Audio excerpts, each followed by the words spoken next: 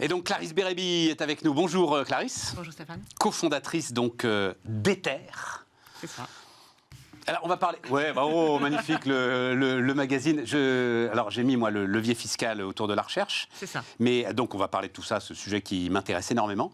Le business de la complexité. Bienvenue en France. Mais et pourquoi Ether? C'est quoi le... Il y a plusieurs origines au niveau du nom, mais je dirais que mais voilà, il y avait une dimension, c'est un peu le cinquième élément, c'est un peu ce qui transcende un petit peu tout le reste. D'accord. L'idée d'aller dans la recherche, justement, et peut-être dans la recherche fondamentale, alors. Exactement.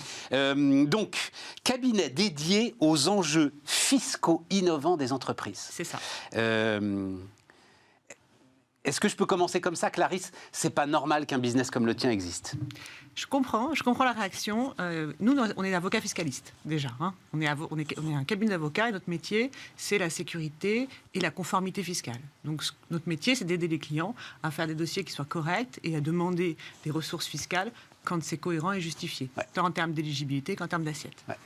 Oui, mais c'est pas un reproche évidemment que je te fais, c'est un reproche que je fais à, enfin même pas à l'administration fiscale d'ailleurs, au paquet de lois qui se sont empilées les unes sur les autres, accumulées effectivement, qui font qu'on est quand même obligé de créer ce truc qui s'appelle le droit à l'erreur. C'est complètement fou. J'ai reçu un petit courrier de l'URSSAF, moi, il y a quelques jours. On me dit de cocher la case si ta réponse n'appartient pas à la catégorie droit à l'erreur. Oui, c'est complètement dingue. Et donc, enfin, c'est là où il y a un sujet. Et c'est ça qui te rend indispensable, j'imagine. C'est-à-dire que de toute façon, aujourd'hui, on est dans un environnement de plus en plus juridique, de plus en plus complexe sur tous les types de lois. Ce n'est pas lié exclusivement à la fiscalité. Ouais. Tous les domaines du droit se complexifient. On vit dans un monde de droit. Tout est échange juridique. Et de toute façon, les avocats, par nature, ont toujours une place, je dirais, importante dans le paysage économique. Alors, je dirais que sur les leviers fiscaux, notre rôle à nous, ça va plutôt, en tout cas, c'est comme ça que moi, je le vis avec Ether, ça va plutôt d'inciter les entreprises qui ne savent pas avoir droit à ces ressources qui sont très importantes, surtout dans l'environnement actuel où on ne va pas se mentir, il y a de moins en moins de crédits, les levées de fonds sont devenues compliquées, donc avoir accès à des ressources extérieures qui en plus ne sont pas dilutives pour l'entreprise, c'est important. Ouais. Et donc notre rôle à nous, c'est de les aider à comprendre le système et à les accompagner tout au long du chemin. C'est pas en soi si compliqué la fiscalité. La seule chose, c'est que... Si, Clarisse, vas-y, pardon, continue. Mais si, c'est affreusement compliqué. Tu ne comprends pas les mots qu'ils emploient. C'est aussi simple que ça, si tu veux. Des fois, tu lis des trucs, tu dis, on ne parle pas la même langue. Je comprends le... Non, c'est sûr. Si on peut comparer à d'autres États où, effectivement, sur le plan administratif, il y a beaucoup plus de simplicité et de facilité, je l'entends. Après, je dirais que on est quand même, au niveau entrepreneurial, dans un pays qui est un paradis fiscal. On ne le réalise pas. Tiens, Xavier Niel a beaucoup dit ça. Ouais, absolument. Je suis ravie de pouvoir... nous sommes un paradis fiscal pour l'entrepreneuriat. Bien sûr, on est un paradis fiscal. On est peut-être un cauchemar sur le plan des cotisations sociales, mais sur le plan fiscal, on est un paradis fiscal pour les entreprises. Et donc, maîtriser ces dispositifs, ça fait un petit peu partie du rôle de l'entrepreneur. Mais paradis fiscal pour les jeunes entreprises, quand tu dis entrepreneuriat, non ? Non, pour toutes les entreprises, et en particulier sur ces leviers fiscaux et la recherche et l'innovation. C'est le sujet, c'est précisément le sujet.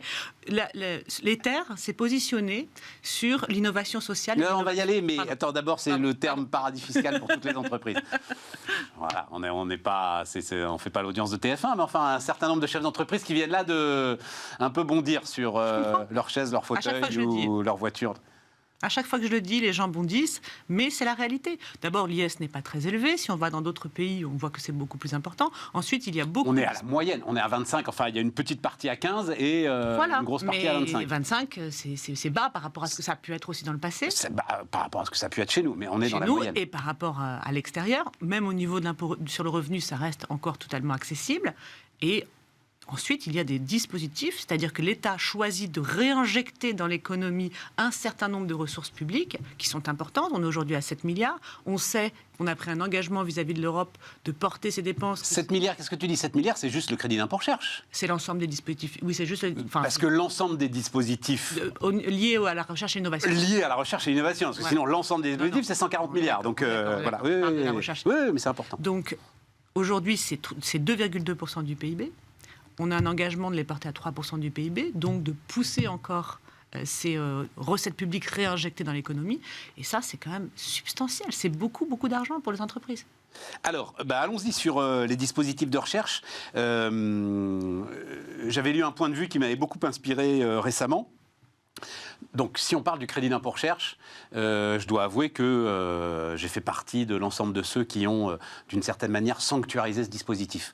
Tous les ans, on arrivait, tu avais toujours le député qui voulait remettre en cause le truc, et on disait, est-ce que tu es d'accord avec ça, la stabilité est indispensable à ce dispositif. Exactement. Alors non seulement c'est un dispositif fondamental, mais je dirais même vital pour les entreprises aujourd'hui en France. Alors ça existe depuis 1983, donc effectivement ça commence à avoir une certaine stabilité. Le problème c'est que c'est utilisé effectivement à 80% par les grands groupes. Voilà. Et c'est ce qui pose problème en réalité. Bon, ça assure aussi d'une certaine façon la pérennité du système, mais il est important de comprendre que pour les petites et moyennes entreprises, c'est vital aujourd'hui. Donc, il est évident que ce dispositif ne doit pas disparaître. Au contraire, on doit même le pousser davantage. Et c'est le rôle d'Ether qui, précisément, s'est positionné sur l'innovation, mais pas uniquement dans les sciences dures.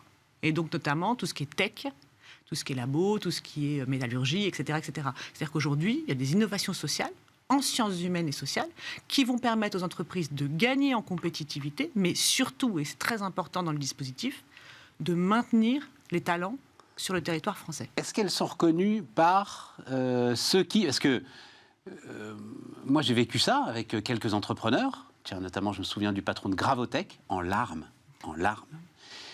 Parce qu'à un moment, il y a un contrôleur qui vient lui dire « Monsieur, ce que vous faites, ce n'est pas de la recherche, vous devez nous rembourser le crédit d'impôt recherche quand vous a versé. » Tout à fait. C'est le vrai sujet du crédit d'impôt recherche et c'est pour ça que nous, on fait de la sécurité, de la conformité. C'est pour ça que nous, en tant qu'avocats, on a un positionnement très spécifique. La problématique, c'est que c'est une question de méthode. C'est pour ça que tout à l'heure, on parlait de complexité fiscale. En réalité, comme tout dispositif, il y a une méthodologie à appliquer qui est extrêmement stricte. Oui, il peut y avoir des contrôles de l'administration, mais il faut raisonner avec l'administration fiscale comme si vous discutiez avec un fonds d'investissement. Quand un entrepreneur va avoir un fonds d'investissement pour lui demander de l'argent, il défend son projet, bec et ongles pour obtenir les deniers. Évidemment, la différence, c'est que s'il n'est pas convaincant, il n'obtiendra pas les deniers. Avec l'administration fiscale, c'est différent. Vous pouvez les demander. Et si, quand on vient vous demander des explications, vous n'êtes pas convaincant, on vient vous les reprendre. Et la problématique de ce dispositif, c'est qu'il est parfois utilisé de façon un peu légère, non pas sur le fond, mais parfois sur la forme. Ce qui fait qu'il y a des demandes d'explications qui sont données. Moi, ce qu'on m'expliquait, les fonds d'investissement qui, d'abord parce que c'est leur pognon, s'ils n'ont pas la compétence, ils vont chercher la compétence pour discuter avec l'entreprise qui fait la recherche sur des domaines, par définition, puisque c'est de la recherche complexe. L'administration fiscale, pas du tout. Si, quand même, on a des audits, on a des experts du ministère de la Recherche qui sont souvent appelés dans les dossiers. Et sur ce que... Parce que c'est quand tu parlais de dispositifs de sciences humaines, de choses comme ça, justement, qui sont en dehors des sciences dures, est-ce qu'on ne se retrouve pas quand même face à une forme d'arbitraire ?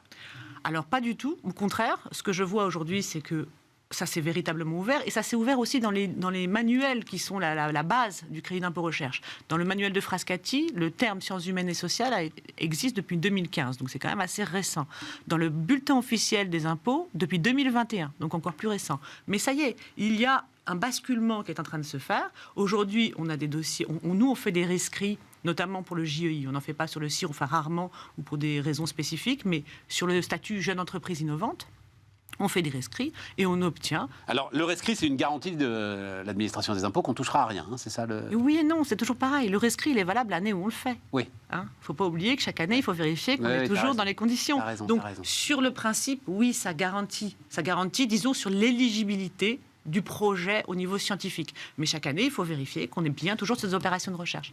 N'oublions pas qu'en matière de crédit d'impôt, c'est opération par opération que l'on raisonne.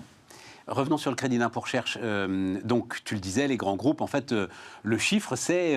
donc, sur ces 7 milliards, tu as une vingtaine de grands groupes qui captent un peu plus de 2 milliards à eux tout seuls.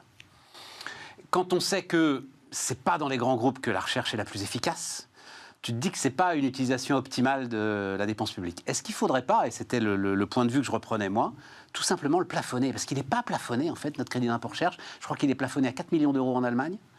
Un plafonnement, par exemple, à 20 millions, exclurait aucune des jeunes entreprises que tu accompagnes, mais éviterait d'arroser le sable des grandes entreprises.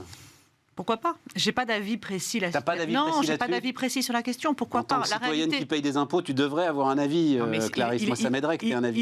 Il est évident que mon rôle à moi, c'est de faire en sorte que toutes les petites entreprises y aient accès de façon massive. Voilà, c'est ça notre objectif. Après, pour autant, est-ce que je dois dire que les grands groupes doivent bénéficier moins? J'ai pas d'avis spécifique. Il y a quand même de l'embauche forte qui est permise grâce à ce crédit d'impôt recherche. Voilà, je veux pas être excluante dans mon discours par rapport aux grands groupes. C'est pas mes clients. C'est ce que j'allais dire. Ou tu veux pas perdre des clients. Non, du tout. C'est pas mes clients. De toute façon, c'est pas nominatif. Non, sait pas les casser. Moi, je ne suis pas du tout positionnée sur ce type de clientèle-là. Au contraire, moi, c'est vraiment, ça va être les entreprises beaucoup plus petites. Donc, effectivement, pour qui le plafonnement, ça a été le cas sur le C2I. Il a été plafonné. Mais enfin, le C2I, aujourd'hui, on sait que ça fonctionne beaucoup moins. Mais la réalité, c'est que pourquoi pas le plafonner, ça n'empêcherait rien. Mais le dispositif en lui-même a quand même un avantage. Déjà, il faut savoir que sur l'embauche des jeunes docteurs, c'est quand même extrêmement favorable. C'est le rémunération. Et c'est un sujet très important. C'est un sujet fondamental. Et en sciences humaines et sociales... Que les docteurs aillent en entreprise, c'est vraiment quelque chose de fondamental. Aujourd'hui, il n'y a pas de débouché pour les docteurs en sciences humaines et sociales en entreprise. Ces 2 années de leur rémunération, ça permet quand même de structurer et d'amener un niveau, je dirais, intellectuel et efficient dans l'entreprise qui est incroyable. Donc, voilà. Je ne veux pas dire qu'il faut que ce soit plafonné. Sachant que, et ce sera la conclusion, non, parce que les chefs d'entreprise qui pourraient penser, oui, mais bon, subventionner les recherches en sciences sociales et tout. Mesdames, messieurs, c'est le capital humain, votre sujet aujourd'hui. C'est le capital humain, le sujet, absolument. Et enfin, ils le savent parfaitement. L'innovation... C'est le capital humain, leur sujet aujourd'hui. Et l'innovation managériale en sciences sociales va être fondamentale. Merci, Clarisse, pour tout ça. Donc, cofondatrice d'Ether, qui était avec nous sur Bismart.